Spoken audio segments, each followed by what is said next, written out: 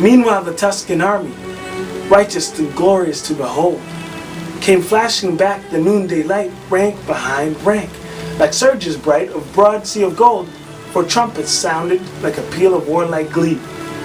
And as the great host with measured tread and spears advanced and ensigns spread, rolled slowly towards the bridge's head where stood the dauntless three.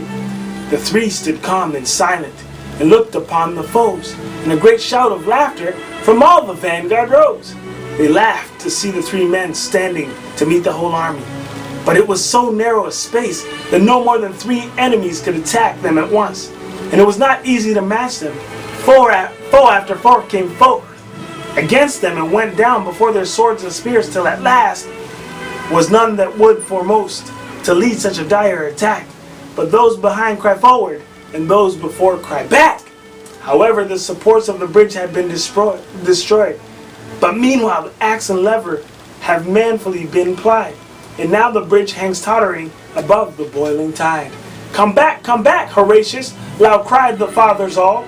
Come back, Lartius, back, Herminius, back ere the ruin fall. Back darted spurious Lartius, Herminius darted back, and as they passed beneath their feet, they felt the timbers crack. But when they turned their faces, and on the farther shore, saw brave Horatius stand alone, they would have crossed once more. But with a crash like thunder, boom! Fell every loosened beam, and like a dam the mighty wreck lay athwart the stream. And a long shout of triumph rose from the walls of Rome, as to the highest turret tops was splashed the yellow foam. The one last champion, behind a rampart of dead enemies, remained till the destruction was complete. Alone stood brave Horatius, but constant still in mind, thrice 30,000 foes behind in the broad flood behind. A dart put out one eye, and he was wounded in the thigh.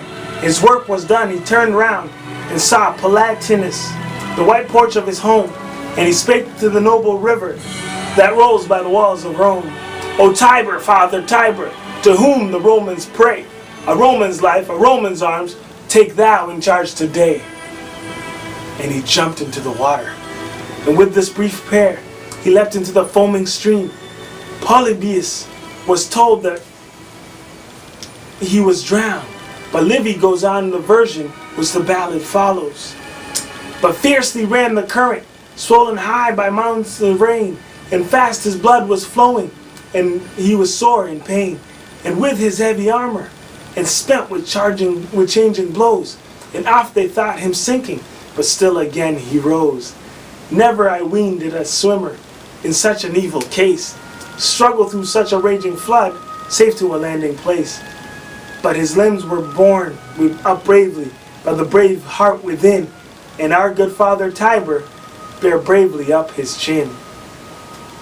And now he feels the bottom, now on dry earth he stands, now round him throng the fathers to press his gory hands, and now with shouts of clapping and noise weeping loud, he enters through the river gate, borne up by joyous crowds. They gave him the cornland that was the public right, and as much as 2 strong oxen could plow from morn to night. And they made a molten image and set it up on high, and there it stands unto this day to witness if I lie. It stands in the Comitium, plain for all to see, Horatius in his harness, halting up upon his knee, and underneath is written in letters of gold, how valiantly he kept the bridge in the brave days of old.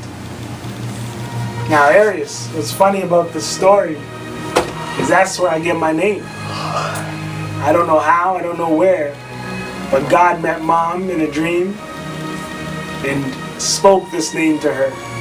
None in our family had ever been named Horatius. And so I read the story once, I read the story twice, to tell you this, that you shall grow and fight. I love you, Areios. Have a great day.